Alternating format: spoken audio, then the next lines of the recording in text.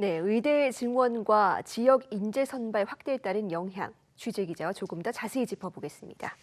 자, 송서원 기자, 이 앞서 리포트에서 이 의대 지역 인재 전형 선발 인원이 2배 가까이 늘게 된다고 전해드렸습니다. 구체적으로 얼마나 늘어나는 겁니까?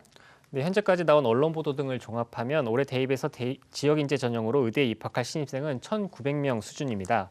지난해 입시의 경우 1,071명을 지역 인재 전형으로 뽑았기 때문에 선발 인원이 2배 가까이 늘었다고 할 수 있는 건데요. 의대 증원 인원이 확정되기 전인 지난해 대입 전형 시행 계획 발표 당시엔 당초 1,068명을 올해 지역 인재로 뽑을 계획이었습니다. 지역 인재 전형은 법령에 따라 비수도권 의대에서 지역 내 고등학교에 입학하고 졸업한 학생을 일정 비율 이상 선발하도록 한 제도인데요. 강원과 제주는 선발 인원의 최소 20%, 나머지 지역은 40% 이상을 뽑도록 하고 있습니다. 지난 3월 정부는 의대 지역 인재 비중을 60% 이상으로 올리도록 하겠다는 계획을 발표했는데요. 올해 증원분이 반영된 비수도권 의대 선발 인원은 3,111명입니다. 전체 선발 인원 가운데 지역 인재 선발 비율은 61% 정도로 정부의 목표치는 달성한 셈입니다. 네, 모든 대학에서 똑같이 선발 비중을 높이지는 않았을 것 같은데 특히 어떤 대학에서 이런 현상이 두드러졌을까요? 네, 우선 지역 인재 전형으로 100명 넘는 신입생을 뽑는 대학은 6곳인데요. 전북대, 부산대, 경상국립대, 전남대, 원광대, 조선대입니다. 모두 이번 의대 증원으로 서울대 의대 모집 인원인 135명보다 선발 규모가 커진 대학들인데요. 전남대의 경우 전체 선발 인원의 80%를 지역 인재로 선발하고 나머지 대학들도 60에서 70%대 비중을 보이고 있습니다. 지역 인재 선발 기준이 20% 이상이라고 말씀드렸던 강원과 제주의 경우 각각 30%, 50%대로 지역 인재를 뽑을 계획으로 전해졌습니다. 예, 이른바 이 최상위권 대학의 입시에서는 일반적으로 아주 미세한 변화도 큰 영향을 주지 않습니까? 그런데 이렇게 큰 변화라면 이 수험생들에게 미치는 영향이 상당할 것 같습니다. 어떻습니까? 그렇습니다. 의대 증원이 확정되기 전부터 지금까지 입시 결과가 무의미해질 것이다 이런 전망이 조심스럽게 제기되기도 했었는데요.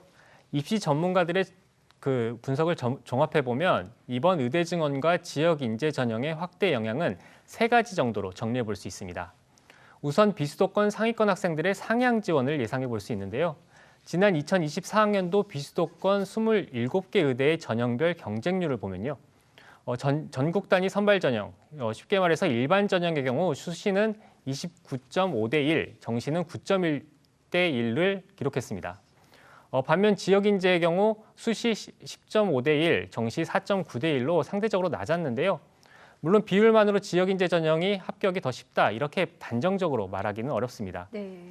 하지만 말 그대로 경쟁률이 낮다는 건 그만큼 경쟁이 덜하다는 거고 특히 수도권 등 다른 지역 학생들이 참여하지 않기 때문에 결과를 예측하는 것도 비교적 용이하다 이렇게 볼 수가 있겠는데요. 이 같은 비수도권 의대의 지역 인재 선발 비율이 높아지면서 상위권 학생들은 이른바 4 더하기 2 전략. 그러니까 수시에서 쓸 수 있는 원서 6장 중에 지역 의대 2곳 정도를 지역 인재 전형으로 안전하게 지원하고 나머지는 소신껏 지원하는 전략이 거론이 되고 있는데요. 혹은 의대 지원선 바깥쪽에 있었던 상위권 학생들이 한두 곳 정도는 지역 인재 전형으로 의대를 노려보는 선택도 예상해 볼 수 있겠습니다. 네. 전반적으로 지역의대 도전이 비수도권 상위권 학생들에겐 해볼 만한 도전이나 안전한 선택으로 여겨질 수 있다는 건데요. 충북 지역 현장 교사가 전하는 고산교실 분위기 잠시 들어보시겠습니다. 옛날에는 서울권으로 넣어도 여기가 또 된다는 보장이 없으니까 애들이 되게 항상 재수, N수는 항상 각오하고 있었거든요. 네, 근데 이제는 지역 인재 전형이 뭐 많아졌으니까 아무래도 거기에 대한 안심은 좀 생겼죠, 애들이. 또 무엇보다 올해는 의대 증원이 1,500여 명만 반영이 됐습니다. 내년에는 2,000명이 모두 반영이 되는데요. 인원이 더욱 늘어난 만큼 재수를 염두에 둔 상향 지원 움직임이 더 커질 수도 있다는 예측도 충분히 해볼 수 있습니다. 네, 정리하면 비수도권 상위권 학생들을 중심으로 조금 더 적극적으로 의대 입시에 뛰어들 가능성이 있고 내년에는 이 같은 경향이 더 강화될 것이다. 이렇게 그렇습니다. 볼 수 있겠습니다. 그렇습니다. 그러면 이 밖에 또 어떤 영향이 예상됩니까? 네, 또 수능의 영향력 확대를 꼽을 수 있겠습니다. 비수도권 의대들은 지역 인재 전형으로 수시에서 1,540여 명, 정시에서 360여 명을 지역 인재 전형으로 뽑을 계획입니다. 정시에서보다는 수시에서 더 많이 선발하는 모습인데요. 수시에서 내신 성적만큼 최근 중요한 요소가 바로 수능 최저 기준입니다. 수능 최저 기준은 수능에서 3, 4개의 과목의 등급을 합산해서 일정 기준을 넘기도록 한 것을 말하죠. 수시 인원이 늘어난 만큼 내신에서 충분히 합격 가능한 점수를 받고도 수능 최저 기준을 충족하지 못해 불합격하는 사례가 더 늘어날 것으로 보입니다. 실제 수능이 다소 까다롭게 나왔던 지난해 입시의 경우 의대 수시 미충원 인원이 전년도 12명에서 41명으로 급증하기도 했습니다. 이렇게 수시에서 채우지 못한 정원은 정시로 넘어가게 되는데요.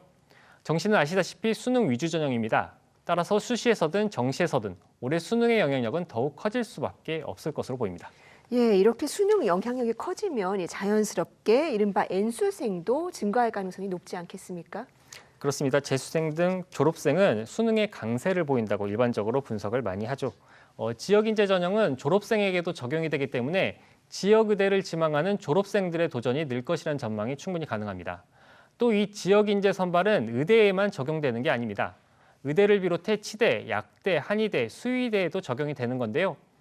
최근 수험생들의 선호도가 높은 의학학 계열을 시작으로 해서 상위권 대학의 입시 판도 전체가 요동칠 가능성이 큽니다. 수능에 강한 재수생 유입이 많아질 경우 그만큼 재학생들은 수능 등급을 따기 어려워지는 것이고 또 그만큼 수능 최저 기준을 맞추지 못할 가능성도 커지는 것이거든요. 이런 상황이 맞물리면서 학교 현장에서는 일단 무엇보다 수능 준비에 만전을 기하도록 학생들을 지도하고 있다고 합니다. 네, 그렇군요. 그런데 이렇게 지역 인재 전형이 늘면서 이제는 지방으로 유학 가는 시대가 열릴 것이다. 이런 전망도 나온다는데 이유가 뭡니까? 네, 지금은 지역 내 고등학교에서만 입학과 졸업을 하면 지역 인재 전형에 지원할 자격을 얻게 되는데요. 그런데 현재 중3이 치를 2028학년도 입시에서부터는 중학교와 고등학교를 모두 지역에서 나와야 합니다. 이 때문에 일찌감치 초등학교부터 의대 진학 가능성이 높은 지역으로 이사를 하는 게 유리한 것 아니냐 이런 이야기들이 나오고 있는데요. 아직까지는 이런 흐름이 있을 수 있다는 전망이나 분석이 나오는 수준입니다. 다만 입시 전문가들은 현재 거주하는 곳과 다른 지역의 교육 여건이 다를 수 있고 또 그곳에서 자녀가 실제로 좋은 성적을 얻을 수 있을지는 별개의 문제이기 때문에 신중하게 결정해야 한다고 조언하는데요. 또 입시 정책이 어떻게 바뀔지 모르는 일이기 때문에 6년 이후의 일을 지금 예상하고 중요한 결정을 내리는 것 역시 신중해야 한다고 조언했습니다.